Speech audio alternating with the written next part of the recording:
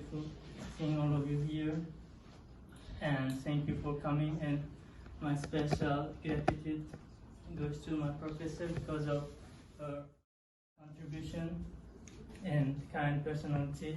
I've been able to come to this stage, and thank you for committee members for your precious time and your consideration. And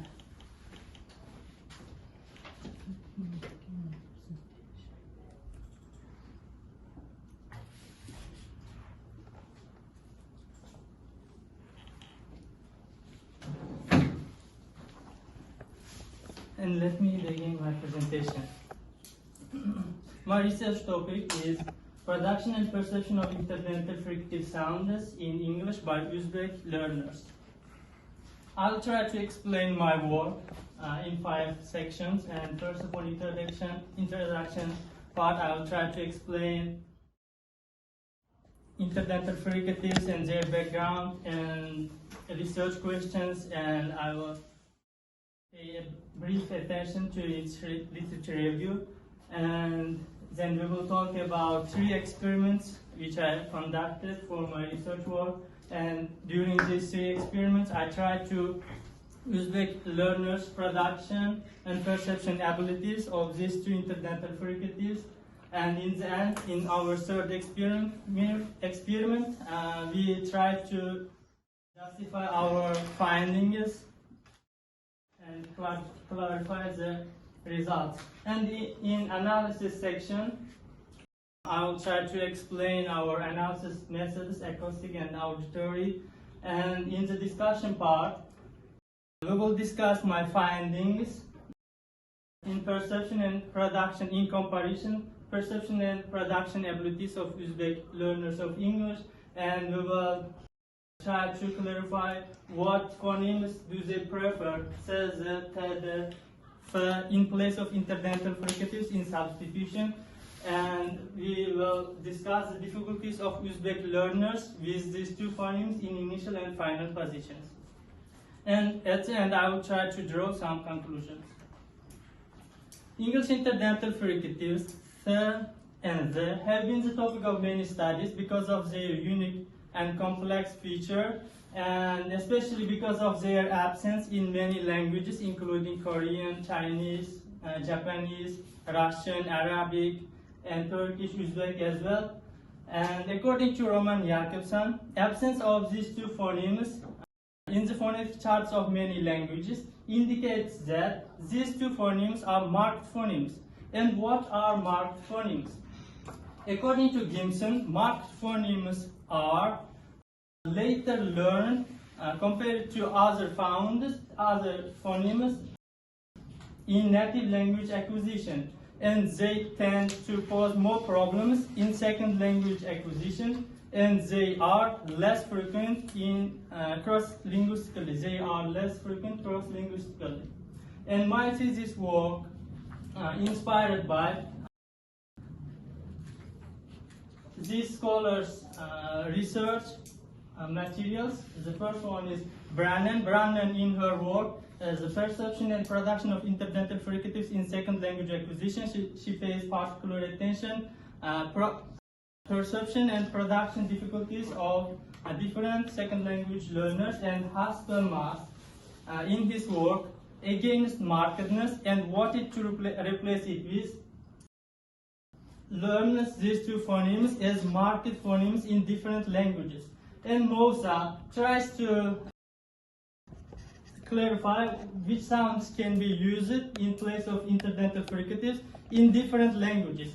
And Reis's work pays attention to its position.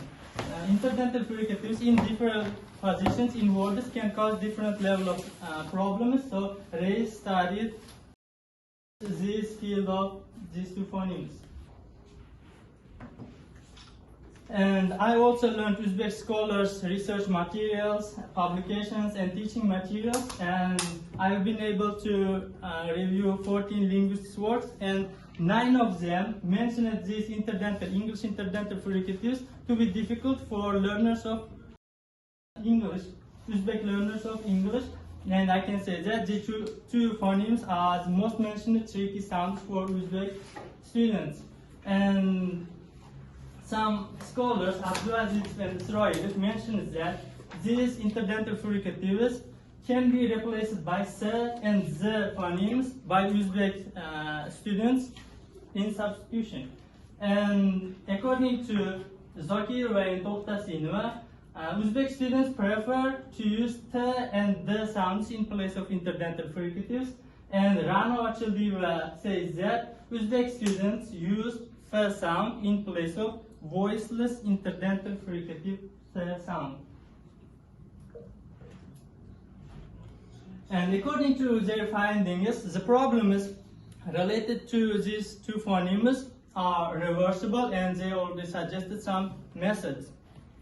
However, there are a few questions which haven't been disclosed yet, while other scientists, other scholars already addressed these questions in the case of different languages. For example, Brennan found out that second language learners find it difficult to produce these two interdental fricatives compared to perception. However, Goto and some other phoneticians found out that these phonemes can be easier in perception compared to production. So our first question is, do Uzbek students exhibit the same struggle with two interdental fricatives in production and perception? And some scholars find out that in different languages these interdental fricatives can be replaced by different sounds. For example, Russian speakers use T and D plosive sounds in place of interdental fricatives, while Japanese speakers use S and Z sounds, alveolar sounds, in place of interdental fricatives. And Chinese speakers prefer F and D sounds. And our second question is, do Uzbek students substitute the sounds S, Z, T, D, and F equally for T and Z sounds? And our third question is, does the position of interdental fricatives in words affect Uzbek learners' speech performance? Because according to Ray's findings, some language learners may take it difficult to pronounce it in initial position. Some students may find it difficult in final position. So our third question tries to clarify this question. And to answer for these questions, we conducted 3 experiments. The first one is acoustic analysis of learner speech recordings. By this experiment, we tried to check our participants' production abilities of these interdental fricatives. And in the second experiment, by listening test for learner perception, we checked our students' listening comprehension abilities of these two phonemes. And in our third experiment, we sent our first experiment recording materials to 3 native English speakers for extra analysis. And I'll try why we conducted the third experiment later. For the first experiment, we chose 4 words, which include interdental fricatives in initial position and in final position. And participants, 11 students whose major is English, and all 11 students are Uzbek native speakers. And we sent these 4 words to Uzbek students and asked to read and record their voice recordings as natural as possible. And after recording their voice recordings, they sent the materials back to us, and we analyzed their recordings using Pratt program in the form of spectrogram based on their friction profile, intensity, voicing bar, and aspiration features. And phonemes, according to their position and which phonemes they are being used may behave differently. So for more clarification, we compared Uzbek native speakers' voice recordings with native speakers' voice recordings. In the spectrograms, we can see the word thumb pronounced by English and Uzbek speakers.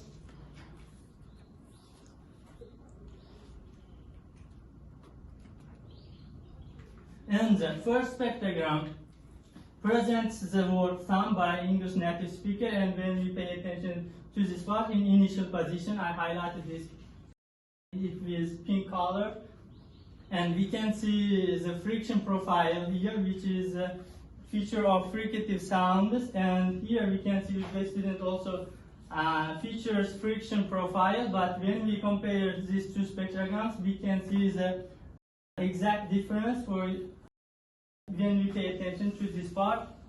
Uzbek student shows high acoustic energy starting at 3,400, and according to Johnson, the unique features of alveolar fricatives, they start high intensity starting at 3,500 Hertz, and Uzbek student here showing alveolar fricative features, and we can say that Uzbek students substituted interdental fricative th sound with alveolar s sound in this place.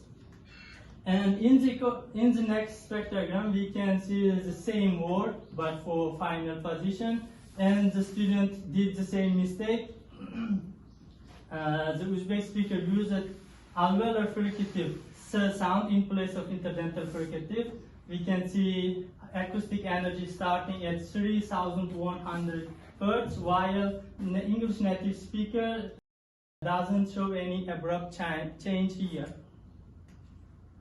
And our next spectrograms presents the word that by English native and Uzbek speakers, and in initial position we can see the friction profile and voicing bar, which is the unique feature of voiced phonemes. And when we compare it with Uzbek speaker spectrogram, Uzbek spectrogram exhibits at the beginning of the word aspiration, and after the aspiration we can see a brief plosive sound. And an important feature, an important characteristic of English phonetics is the existence of aspiration in the beginning part of plosive sounds, and we can see here aspiration before plosive sound, and the Uzbek student uses plosive sound the in place of interdental the sound. And in this spectrogram shows the same phoneme but in the final position, and when we compare the spectrograms, they show friction profile, and when we pay attention to the bottom part of this spectrogram, it shows voicing bar, which is the unique feature of voiced sounds, and Uzbek speaker also exhibits voicing bar. However, Uzbek speaker exhibits high intensity in his spectrogram, and this is a feature of alveolar fricatives. High frequency is the feature of alveolar fricatives, and Uzbek speaker uses z sound in place of interdental fricative z. In this bar chart, we can see the exact numbers, the results in exact numbers. This column the words and their pronunciation, and for what sounds they were chosen for. And in these three columns, we can see the substitutions. For the word thumb, totally 4 mistake occurrence witnessed, and in one place, Uzbek speakers use a th sound in place of interdental fricative, and in 3 places they use alveolar sound in place of interdental fricative th. And for the word tooth, totally 5 mistake occurrence witnessed, and in 2 places they were replaced by z sound, and in 3 places they were replaced by s sound. false word that totally 3 mistake occurrence observed. One was replaced by the, and 2 were replaced by the sound. And the false word smooth, totally 5 mistake occurrence observed. In one place, Uzbek students substituted the 2 interdental fricatives, but one in place of voiced interdental fricative, Uzbek students used voiceless interdental fricative. In 3 places, they used the, and in one place, they used the in place of interdental fricatives. And here I'll try to exhibit the substitution process, and here we can see the distribution of substitutions among phonemes, and we can see here the majority of the substitutions was dominated by alveolar fricatives S and Z sounds with 82.2% substitution. And our second experiment is listening to test for learner perception. By this experiment, we try to check our students' listening comprehension abilities, and for the experiment we took 6 words, and they are minimal pairs which differ only for a sound: tease, tease, tooth, tooth, and think and sing. The participants were 11 Uzbek students who took part in our previous experiment, and we randomized these words and gave the list of words to our participants in random order and played the words using native speaker speech recording, using native English speech recording, and asked our students to reorganize the order of the words according to native speakers playing the words, saying the words. And here we can see the listening comprehension test results.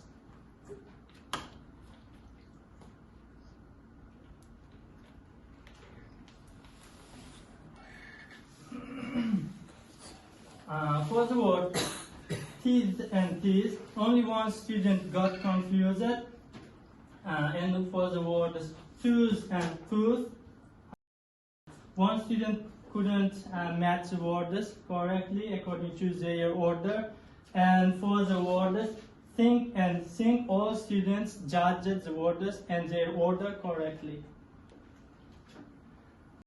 The tests, the experiments we revealed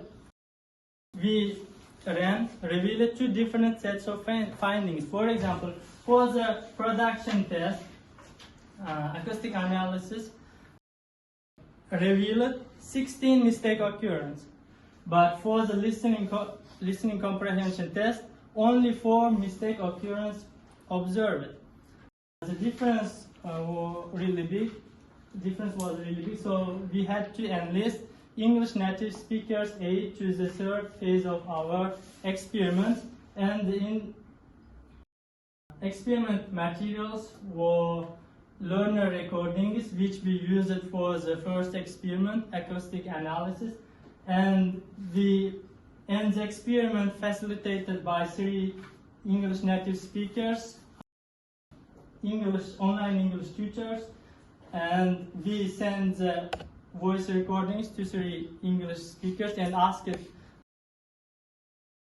listen to carefully these words, and especially for interdental phonemes. However, we didn't explain for which words we assume it to be incorrect according to our acoustic analysis. We just asked to judge the words as they listen the recordings. And as a result of our third experiment, 3 native speakers found 28 correct pronunciation elements and 16 mistake occurrence. When we compare 3 native English speakers results, they didn't differ from each other. But when we compare their results with ours, it differed only for one mistake. English native speakers found out 16 mistake occurrence, when we found 17 mistake occurrence using acoustic analysis. However, overall results confirmed that Uzbek students actually did make mistakes in production of these two phonemes. And here we can see our 3 experiment results. For the learner production experiment, our students performed with 63.7 accuracy, and for the listening comprehension test experiment, they performed 93.9% accuracy. And in substitution, totally 16 mistake occurrence witnessed, and 3 of them dominated by alveolar fricatives, the sounds, and in 3 places they used the and the sounds in place of interdental fricatives. And when we compare their positions, Uzbek students did 16 mistakes in initial position and 10 mistakes in final position.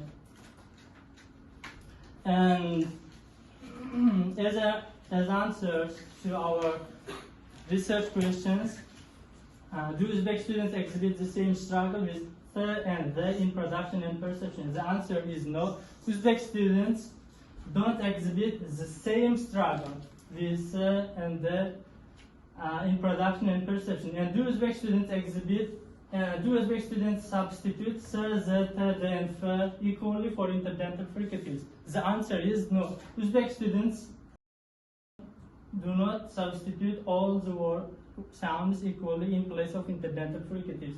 And does the position of interdental fricatives in words affect Uzbek students' speech performance? The answer is yes. Actually, the position of interdental fricatives in words affect Uzbek students' speech performance. And we try to do during our research provoked more questions rather than it answered. For example, why Uzbek students show better performance in perception compared to production, and this kind of questions. And our experiments only considered two positions, initial and final positions. However, we have middle and contextual positions to do some research, and more phonemes are known for marked features such as v, and r sounds also mentioned to be tricky for Uzbek learners of English. So we have to do much more experiments to get insights. And as a conclusion, I can say that Uzbek students struggle with interdental fricatives both in production and perception. However, they show better performance in perception compared to production. And Uzbek students' preferences for substitutions, alveolar fricatives, and the sounds. And Uzbek students' pronunciation accuracy for initial and final positions, they showed better accuracy in initial position compared to final position. And thank you for your attention. Is there any question or comments, anybody? Questions would be welcome.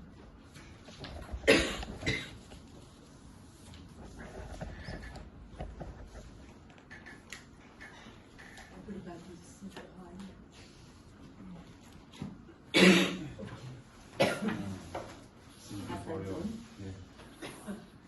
Thank you for your presentation.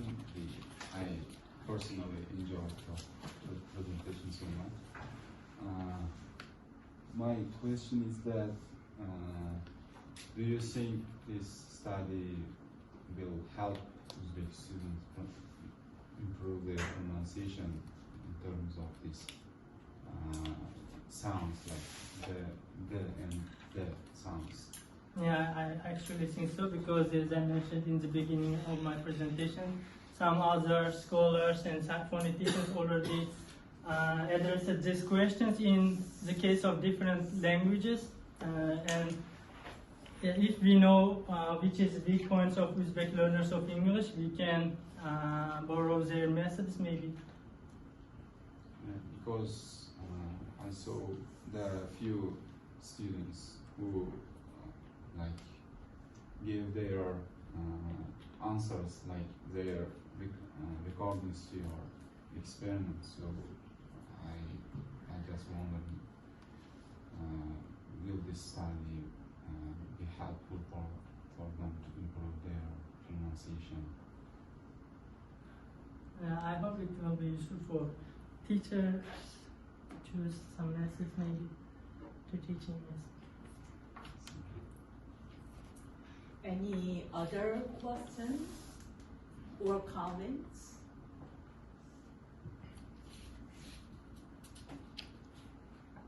No, so, love Lombe.